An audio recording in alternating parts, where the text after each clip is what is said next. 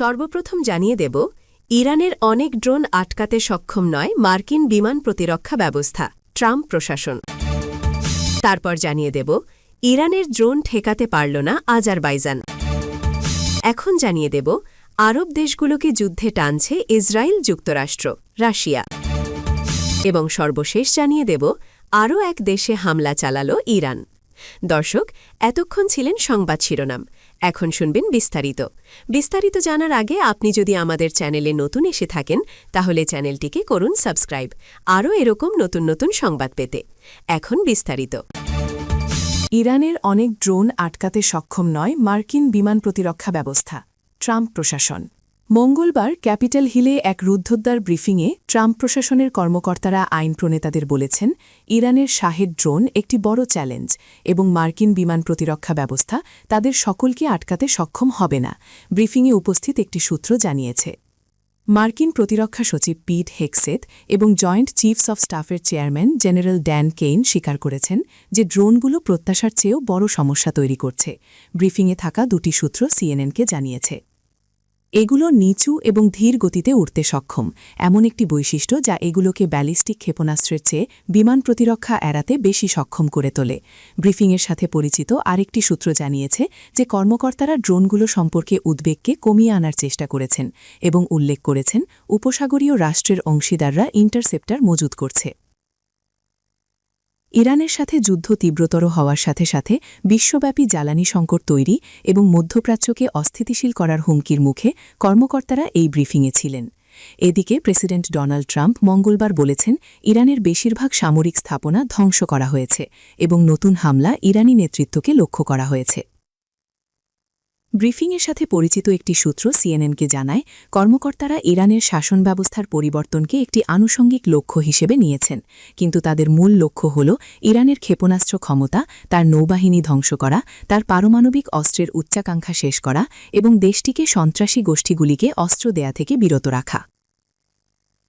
অন্যদিকে ব্রিফিংয়ের সাথে পরিচিত একটি সূত্রের মতে, কর্মকর্তারা ইরানের পরবর্তী সর্বোচ্চ নেতা কে হবেন তা উল্লেখ করেননি। সাবেক সর্বোচ্চ নেতা আয়াতুল্লাহ আলী খামেনিকে গত সপ্তাহে মার্কিন যুক্তরাষ্ট্র এবং ইসরায়েল হত্যা করেছে এবং ট্রাম্প বলেছেন যে এই অভিযানে সম্ভাব্য উত্তরসূরিদের অনেকেই নিহত হয়েছেন। পরবর্তী উত্তরসূরি খুঁজে বের করার জটিল প্রক্রিয়া চলছে। ছাড়া এই সংঘাত কতদিন ধরে চলতে পারে সে বিষয়ে ভিন্ন ভিন্ন ধারণা পাওয়া যায়। আলাবামার রিপাবলিকান সেনেটর টমি টিউবারভিল বলেন, পররাষ্ট্রমন্ত্রী মার্কো রুবিও সহ ব্রিফিংকারীরা ৩ থেকে ৫ সপ্তাহের মধ্যে এই সংঘাতে মার্কিন যুক্তরাষ্ট্রের জড়িতে থাকার একটি সময়সীমা উপস্থাপন করেছেন, কিন্তু কোনো আইন প্রণেতা বলেছেন এখনও এ বিষয়ে চূড়ান্ত সিদ্ধান্ত হয়নি। ইরানের ড্রোন ঠেকাতে পারল না আজারবাইজান। ইরানে দখলদার ইসরায়েল ও যুক্তরাষ্ট্রের যৌথ হামলার পর সংঘাত ছড়িয়ে পড়েছে পুরো মধ্যপ্রাচ্যে। এখন ডালপালা মেলতে শুরু করেছে এই যুদ্ধ। আজ বৃহস্পতিবার ৫ মার্চ নতুন করে আজারবাইজানের ড্রোন হামলা করেছে তেহরান, তবে এ আক্রমণ ঠেকাতে পারেনি বাকু। ইরান থেকে আসা ড্রোন নিজেদের ভূখণ্ডে পড়ার কথা জানিয়েছে আজারবাইজান। দেশটির পররাষ্ট্র মন্ত্রণালয় জানিয়েছে, ইরান থেকে ছোড়া বেশ কয়েকটি ড্রোন তাদের ভূখণ্ডে আঘাত হেনেছে। এর মধ্যে একটি নাকসিভান আন্তর্জাতিক বিমানবন্দরের টার্মিনাল ভবনে এবং অন্যটি সাকারাবাদ গ্রামের একটি স্কুল ভবনের কাছে পড়েছে।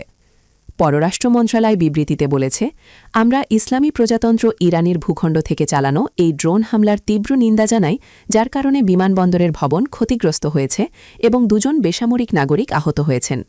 ড্রোন হামলার ঘটনায় ইরানের রাষ্ট্রদূতকে তলব করেছে আজারবাইজান। এদিকে ইরান থেকে আসা ড্রোন আজারবাইজানের ভূখণ্ডে আঘাত হানার পর তেহরানের রাষ্ট্রদূতকে তলব করা হয়েছে বলে জানা গেছে। আজারবাইজানের পররাষ্ট্র মন্ত্রণালয় জানায়, তাদের ভূখণ্ডে এই হামলা আন্তর্জাতিক আইনের লঙ্ঘন। তারা ইরানের কাছে পরিস্থিতির দ্রুত স্পষ্টীকরণ এবং এ ধরনের ঘটনার পুনরাবৃত্তি রোধে প্রয়োজনীয় ব্যবস্থা গ্রহণের দাবি জানিয়েছে। মন্ত্রণালয় আরও বলেছে, আজারবাইজান এ বিষয়ে যথাযথ প্রতিক্রিয়া জানানোর অধিকার সংরক্ষণ করে। তারা আরও বলেছে, এ ঘটনায় তীব্র প্রতিবাদ জানাতে ইরানি রাষ্ট্রদূতকে তলব করা হয়েছে। তবে ড্রোন হামলার দাবি বিষয়ে ইরানের আনুষ্ঠানিক কোনো মন্তব্য বা প্রতিক্রিয়া জানা যায়নি। এর আগে গত ২৮ ফেব্রুয়ারি দখলদার ইসরায়েল ও যুক্তরাষ্ট্র যৌথভাবে ইরানে হামলা চালিয়ে পুরো মধ্যপ্রাচ্যে আগুন জ্বালিয়ে দিয়েছে। ওই আগ্রাসনের পর হাতের মুষ্টি ছেড়ে দিয়েছে তেহরানও। ঝাঁকে ঝাঁকে ক্ষেপণাস্ত্র ও ড্রোন ছুটছে উগ্র ইহুদিবাদী ভূখণ্ড এবং উপসাগরীয় দেশগুলোই মার্কিন স্বার্থ সংশ্লিষ্ট স্থাপনা লক্ষ্য করে। এমনকি প্রতিবেশী তুরস্ক একটি ক্ষেপণাস্ত্র ঠেকিয়েছে বলে আঙ্কারা দাবি করেছে।